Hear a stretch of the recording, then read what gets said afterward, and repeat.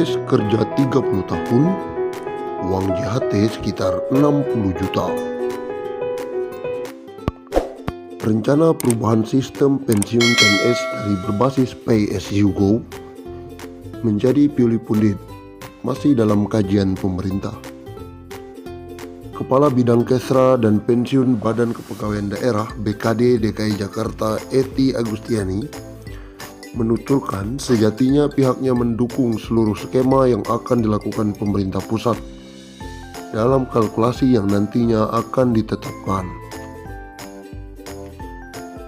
Apapun yang diatur dengan pusat, kita akan ikut, ujarnya kepada wartawan. Ety menjelaskan, pada dasarnya PNS paham bahwa setiap bulan gajinya yang didapat dipotong secara sistem iuran wajib pegawai negeri atau IWP. Adapun potongan untuk IWP besarannya mencapai 10% untuk 3 komponen, yakni asuransi kesehatan, program jaminan hari tua atau JHT, dan program pensiun. Adapun rincian IWP bagi PNS aktif atau pensiunan sebesar 10%, sementara untuk gaji terusan sebesar 2% dari penghasilan atau IWP tersebut terdiri dari 2% untuk BPJS Kesehatan dan 8% untuk program yang dikelola Taspen, sebesar 3,25% untuk tabungan hari tua atau THT, dan 4,75% untuk program pensiun.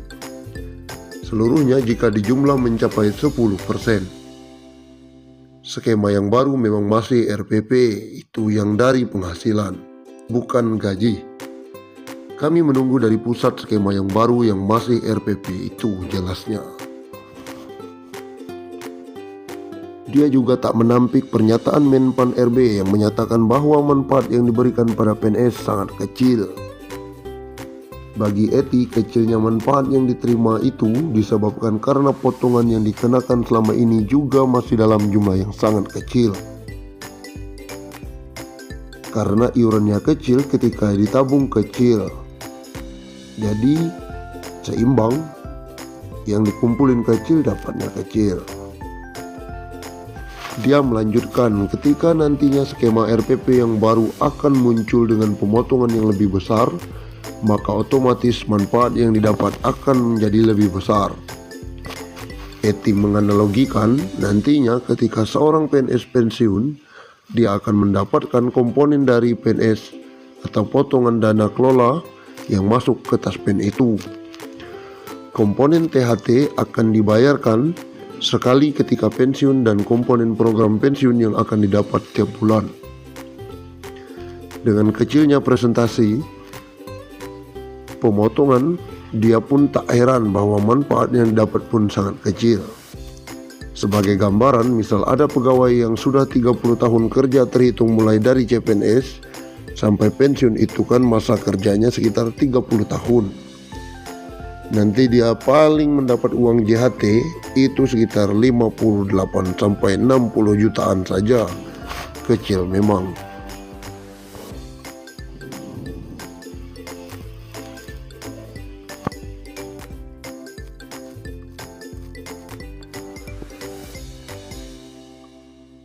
Sederet tunjangan yang masih bisa PNS dapatkan di 2021. Profesi PNS masih menjadi idaman hingga saat ini, tercermin dari banyaknya masyarakat yang menunggu pembukaan pendaftaran CPNS tahun ini. Bagaimana tidak, PNS adalah jabatan yang tidak terpengaruh dalam kondisi apapun. Gaji yang diterima tetap dan ditambah berbagai tunjangan yang didapatkan.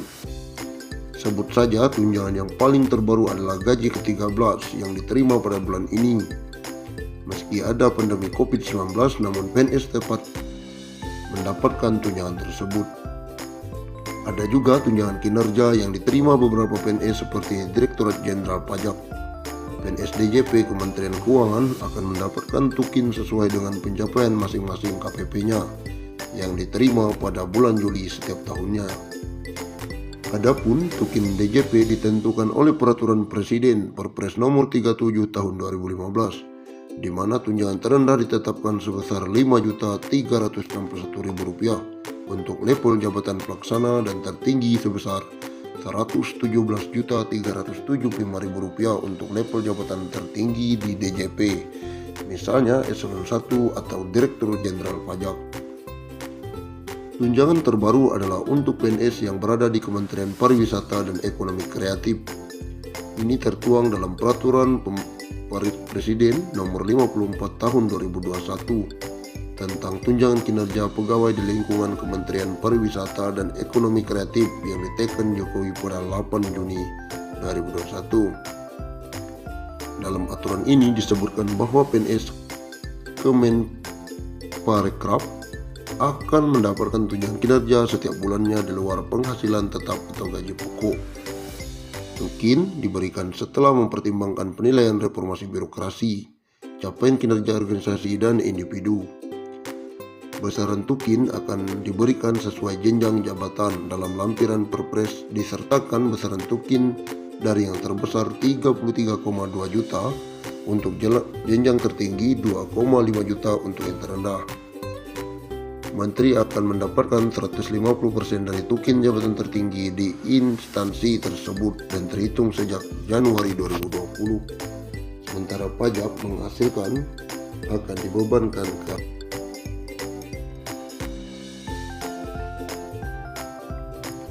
gaji PNS bakal naik tahun depan, intip besarannya saat ini.